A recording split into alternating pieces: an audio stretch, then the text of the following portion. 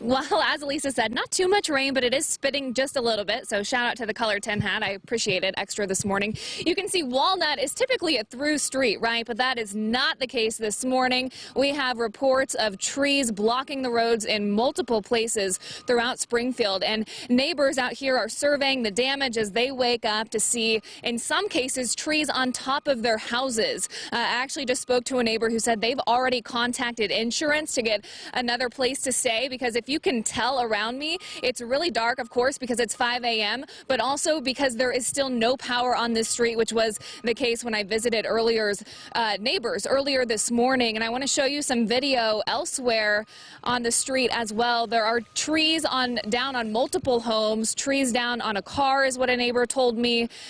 Neighbors couldn't sleep through the night, probably just like you at home, and were up early checking out to see what all of the damage is.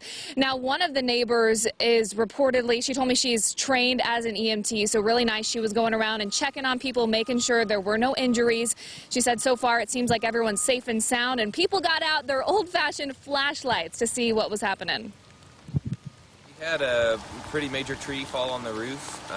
My phone's weather alert woke me up, and I looked out the bedroom window, and within 2 seconds the wind was just insane. A gust picked up, and we heard this huge crash, and big, I don't know how much of the tree, if it's half the tree or what, but fell on the house. I don't think we had any structural damage or anything, but definitely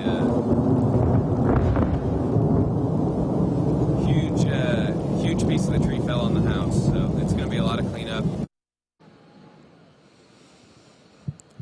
A lot of cleanup for a lot of people, and as you can probably see or hear behind me, there are some crews coming this way to clean up some limbs and some trees that have fallen. So that video that you saw, probably the street will be cleaned up and looking a lot better than that in just a few minutes and in the coming hours this morning. We also want to mention, as you head out the door, be really careful.